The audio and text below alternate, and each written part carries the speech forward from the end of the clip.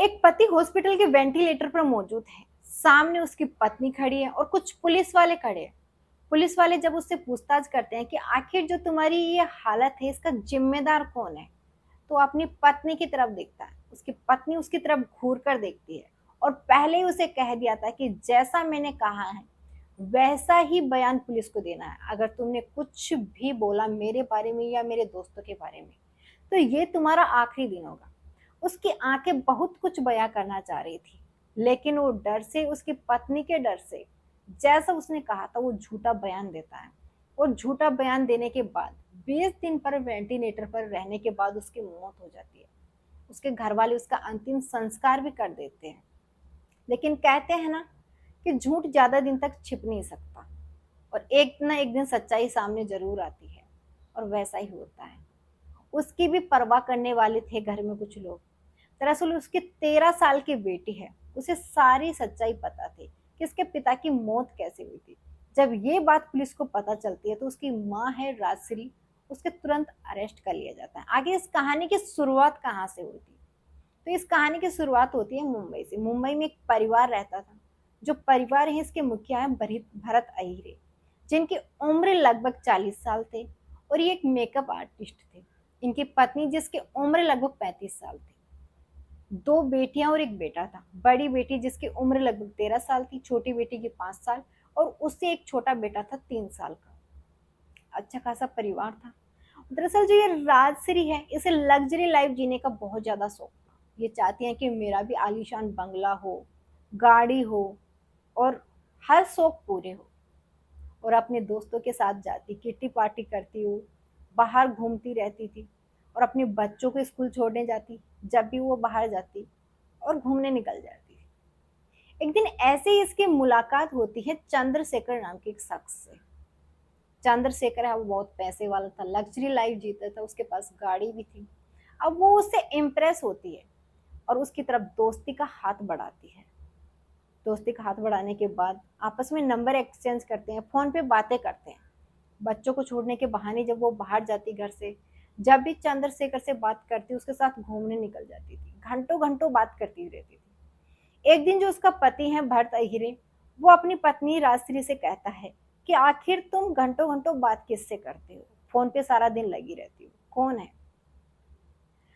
तो ये सारी चीजें वो चंद्रशेखर को बताती है कि मेरा पति है वो रोक टोक करने लग गया है और उसे घर से बाहर जाने के लिए भी रोकता है कि तुम इतनी देर तक घर से बाहर क्या करती हो, तो मैं क्या करूँ? तो वो कहता है कि कोई दिक्कत नहीं, तुम एक काम करो, इसके ऊपर हरेसमेंट का केस लगा दो, ये जेल में पड़ा रहेगा और जो हमारी लाइफ है वो और भी आसान हो जाएगी और अच्छे से हम इंजॉय करेंगे। ये सारी चीजें जब उसे बताता है वो वैसा ही करती है, अपने पति के ऊपर हैरेसमेंट का केस दाखिल कर देती है। इसके बाद वो जेल, कोर्ट के और थाने के चक्कर काटता रहता है। बेचारा परेशान हो जाता है, अपनी पत्नी को जैसे तैसे करके मनाता है। उसे कहता है कि ठीक है तुम्हारे ऊपर कोई भी रोक टोक नहीं होगी, लेकिन तुम ये केस वापस ले लो। ये सब कुछ वो अपने बच्चों के लिए करता है क्योंकि उसके 3 बच्चे थे, 2 बेटियां और एक बेटा। वो जैसा कहती है वो वैसा ही करता है और वो अपना केस वापस ले लेती है। धीरे धीरे वक्त बीतता है और जो इसकी पत्नी है ऐसे ही बाहर घूमना, पार्टी करना, देर रात तक घर पर आना। अब ये बात जो आस पड़ोस के लोग हैं उन्हें भी पता चलती है। आपस में लोग बातें करते हैं कि इसकी पत्नी इतनी लेट तक घर आती है। तो पता चलता है कि ये एक चंद्रशेखर नाम का एक शख्स है, उससे बात भी करती है, ये इसका बॉयफ्रेंड है। ये बात जब उसके पति को पता चलती है, भरत अहिरे को, तो अपनी पत्नी राजश्री से कहता है कि तुम, ये चंद्रशेखर कौन है जिससे तुम बातें करती हो? तो वो कहती हैं कि तुम्हें इससे क्या लेना है, चंद्रशेखर कौन है कौन नहीं है। वो बताती हैं कि ये मेरा बॉयफ्रेंड है और तुम अगर हमारे बीच में रोक टोक करोगे तो पहले तो तुम्हें एक बार मैंने केस में फंसा ही दिया है, एक बार, अब की बार ऐसा फंसाऊंगी कि तुम बाहर ही नहीं आ पाओगे। ये सारी चीजें जब वो अपने पति से कहती है तो वो सोचता है कि अब इसे कुछ कहने से कोई फायदा नहीं है। मुझे चंद्रशेखर को ही समझाना होगा कि मेरी हंसती खेलती जिंदगी है वो उसे क्यों बर्बाद कर रहा है। और वो अपनी पत्नी के फोन से चंद्रशेखर के पास फोन करता है। 12-13 जुलाई 2025 की बात है। चंद्रशेखर के पास फोन करने के बाद वो कहता है कि देखो, मेरा घर बसा हुआ है, तुम उसे क्यों तोड़ने पे तुले हुए हो? तुम्हें तो और लड़कियां मिल जाएंगी, इससे भी अच्छी लड़कियां मिल जाएंगी। और तुम अच्छे से अपनी ज़िंदगी एंजॉय कर सकते हो। प्लीज़ मेरा घर बर्बाद मत करो। ये सारी चीज़ें जब वो चंद्रशेखर से कहता है, तो चंद्रशेखर कहता है कि ठीक है, तुम एक काम करो, तुम मुझसे मिलने बाहर आ जाओ। उसे एड्रेस बताता है, वो कहता है कि आर्य कॉलोनी के पास गोरेगांव में टॉयलेट है, सरकारी टॉयलेट है, निजी टॉयलेट है, वहाँ पे तुम आ जाओ। जब ये बातें उससे कहता है कि ठीक है, मैं आ जाता हूँ। अब वो ये कह करके कॉल कट कर देता है। इधर राजश्री रियो दोबारा कॉल करती है और वो कहते हैं कि क्या तुम मुझे छोड़ दोगी? तो कहता है कि नहीं, मैं तुम्हें नहीं छोड़ रहा, एक बार इसे आने तो दो।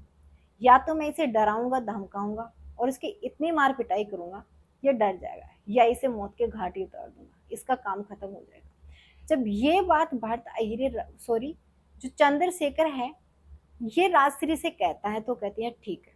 अब इसके बाद वो भरत अहिरे के पास जाती है और जाकर के कहती है कि देखो, तुम चाहते हो कि मैं चंद्रशेखर से बात ना करूं, ठीक है मैं ना करूं, लेकिन जहां चंद्रशेखर ने तुम्हें बुलाया है मैं भी तुम्हारे साथ चलूंगी। क्या पता तुम दोनों के बीच में लड़ाई झगड़ा ज्यादा ना बढ़ जाए, और मैं चलूंगी तो बात कुछ और होगी। वो कहता है कि ठीक है। अब उसे भी ऐसा लगता है भरत हीरे को कि शायद ये मेरी पत्नी है वो सुधर जाए और बच्चों का भविष्य है वो भी बना रहेगा। ये सारी चीजें उसकी 13 साल की बेटी है वो सुन रही थी। जब घर में लड़ाई झगड़ा हो रहा था, ये सारी चीजें हो रही थी, जो एड्रेस बताते हैं वो भी उसकी बेटी सुन लेती है, क्योंकि वो जो एड्रेस है उसके घर से करीब 30 से 40 मीटर की दूरी पर था। उसकी बेटी है तुरंत छत पे जाती है, जो 13 साल की बेटी है। इधर भरत अहिरे उसकी पत्नी राजश्री बाइक पर बैठ करके वहां निकल जाते हैं। वहां जाने के बाद जो उसकी पत्नी है वो पलट जाती है और उतरते ही कहती है कि इसे इतना मारो या तो ये दम तोड़ दे या इसके हाथ पैर टूट जाए। और इसके बाद जो चंद्रशेखर है उसके साथ उसका एक दोस्त आया था रंगा, वो उसके हाथ पकड़ लेता है और चंद्रशेखर है वो भरत अहिरे को इतना मारता है, उसकी चेस्ट पर मुक्के मारता है, उसका जबड़ा तोड़ देता है, पैरों पर डंडे से मार पिटाई करता है। उसकी हालत इतनी खराब हो जाती है वो वहीं पे गिर जाती है। इसके बाद चंद्रशेखर और रंगा वहां से निकल जाते हैं और भरत हीरे से कहते हैं कि अगर दोबारा हमारे मामले में बीच में पड़ने की कोशिश की तो अभी तो तुम्हें जिंदा छोड़ रहा है, वरना तुम्हें मौत के घाट उतार देंगे। इसके बाद जो उसकी पत्नी है ये भरत हीरे को घर लाती है। घर लाने के बाद वो ऐसे ही उसे बेड पर लेटा देती है और कहते हैं कि अगर मुंह खोलने की कोशिश की, किसी को सच बताने की कोशिश की, तो मैं तुम्हें अभी खत्म कर दूंगी। वो कुछ नहीं बोलता है, चुपचाप डरा रहता है। उसे हॉस्पिटल ले जाने के बाद घर ला करके डाल देती है। उसके मुंह से खून बह रहा था, जगह जगह चोट लगी थी। ये सारी चीजें उसकी 13 साल की बेटी देख लेती है, लेकिन कुछ नहीं बोलती। वो डरी रहती है कि कहीं उसके पापा के साथ और कुछ गलत ना हो जाए। वो अपने पापा को पानी पिलाती है, अपने पापा से कहते हैं कि पापा ज्यादा चोट तो नहीं लगी, उसे संभालती है। अपनी माँ से जाके कहते हैं कि मम्मी पापा के बहुत खून बह रहा है, हॉस्पिटल ले चलो। लेकिन उसकी माँ है इन सब चीजों को इग्नोर करती है और चंद्रशेखर से फोन पे घंटों बातें करती रहती है। धीरे धीरे वक्त बीतता है, करीब 3 दिन हो जाते हैं। इसके बाद जो उसकी बेटी है वो सोचते हैं कि अब मुझे कुछ करना होगा। 13 साल की बेटी है, वो सब कुछ समझती है लेकिन कुछ बोलती नहीं थी। एक दिन वो अपने पापा के फोन से 3 दिन बाद अपने चाचा के पास फोन करती है और चाचा को सारी बात बताती है। वो कहते हैं कि पापा के ऐसे ऐसे चोट लग गई है, बहुत खून बह गया है और पापा की उल्टियां हो रही है। जब ये सारी चीजें वो अपने चाचा को बताती है तो उसका चाचा और चाची और उसकी दादी वो वहां पे आ जाते हैं। ये सब देख करके राजश्री हक्का बक्का रह जाते हैं कि आखिर इन्हें कैसे पता चला कि ये सब कुछ हो गया है। जब वहां आने के बाद जो उसका देवर है वो उससे पूछता है कि भाभी भैया के ये सब चोट कैसे लगी? तो कहती है कि तुम्हारे भैया का बाइक से एक्सीडेंट हो गया था। तो वो कहता है कि ठीक है एक्सीडेंट हो गया, लेकिन तुम्हें इन्हें दिखाया क्यों नहीं? डॉक्टर को दिखाना चाहिए था। तो वो कहती है कि इन्होंने मना कर दिया। मैंने तो कहा था कि चलो डॉक्टर को दिखा देती हूँ, तो इन्होंने कहा कि नहीं डॉक्टर को नहीं, मुझे घर पे रहने दो, मैं ठीक हो जाऊंगा। इन्होंने ऐसे कह दिया। अब जो उसका भाई है उसे शक होता है कि कहीं ना कहीं उसकी भाभी झूठ बोल रही है। वो बाइक को चेक करता है तो बाइक पे एक भी खरोच नहीं था। अब वो समझ जाता है कि कुछ ना कुछ तो गड़बड़ है, क्योंकि पहले भी जो उसकी भाभी उसने हरेसमेंट का केस लगाया था उसके भाई के ऊपर। इसके बाद वो पुलिस को इन्फॉर्म करता है और अपने भाई को हॉस्पिटल में एडमिट करवाता है। जैसे ही हॉस्पिटल में ले जाया जाता है डॉक्टर उसे वेंटिलेटर पर लेटा देते हैं। कहते हैं इसकी हालत है बहुत ज्यादा नाजुक है, चेस्ट के अंदर घाव बन गया है क्योंकि अंदरूनी चोट लगी हुई है, और उसे वेंटिलेटर पर लेटा दिया जाता है। पुलिस आती है, उससे पहले उसकी पत्नी राशि उसके पास जाती है और उसे कहती है कि अगर तुमने पुलिस से ये कहा कि ये सब हालत है इसकी जिम्मेदार मैं और चंद्रशेखर है, तो मैं तुम्हें जान से मार दूंगी। तुम्हें पुलिस को ये कहना है कि मेरा बाइक से एक्सीडेंट हो गया था। पुलिस वाले पूछेंगे तो कह देना कि जिसके साथ एक्सीडेंट हुआ था, जिन्होंने एक्सीडेंट किया था, वो वहां से फरार हो गए थे। ये सारी चीजें पुलिस को बतानी है।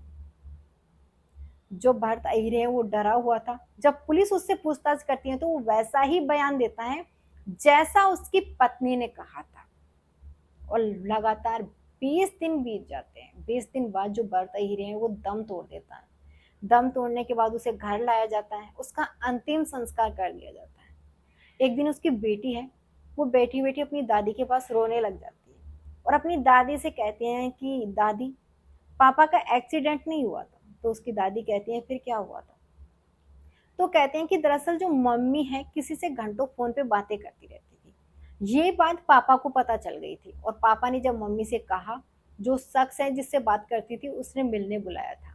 वो बताती है आर्य कॉलोनी के पास में जो टॉयलेट है कोरेगांव में, वहां पे उसे मिलने बुलाया था। मैं छत पे जाकर के देख रही थी। उनमें एक शख्स है, उसने पापा के हाथ पकड़ लिए थे और जो मम्मी है वहां खड़ी खड़ी कह रही थी कि इसे मारो, इतना मारो कि या तो इसके हाथ पैर तोड़ दो या जान से ही मार दो। ये सारी चीजें कह रही थी। एक शख्स है वो पापा की पिटाई करता है। इसके बाद मम्मी उन्हें घर लेके आ जाती है। ये सारी चीजें जब वो अपनी दादी को बताती हैं तो उसकी दादी के पैरों के नीचे से जमीन खिसक जाती है। वो ये सोचते हैं कि ये क्या बोल रही है। इसके बाद उसके जो चाचा है उसे कहती है। उसके चाचा पुलिस को इन्फॉर्म करते हैं। पुलिस आती है और उसकी जो 13 साल की बेटी है वो बयान देती है। वो बयान लेते हैं और बयान लेने के बाद जो उसकी पत्नी है भरत अहिरे की राजश्री, उसके पास जाते हैं और उससे पूछते हैं सारी चीजें कि क्या ये बात सच है कि तुम्हारे पति हैं उसका एक्सीडेंट नहीं हुआ था। तो वो मुकर जाते हैं कि नहीं, उनका एक्सीडेंट ही हुआ था। तो कहते हैं कि तुमने एडमिट क्यों नहीं करवाया? तो कहती हैं कि उन्होंने मना कर दिया था, इस वजह से मैंने एडमिट नहीं करवाया। तो पुलिस उसकी कॉल डिटेल निकलवाती है। अब पुलिस के पास पुख्ता सबूत था, उसकी पत्नी के पास जाती है और ये कहती है कि चंद्रशेखर कौन है और इसका तुम्हारा रिश्ता क्या है। और जो उसकी बेटी है उसका बयान दिया था, वो सारी चीजें जब पुलिस उसे बताती है तो वो सोचने पे मजबूर हो जाते हैं कि इतनी सारी चीजें इन्हें पता कैसे चली, और वो अपना जुर्म है वो कबूल कर लेती है।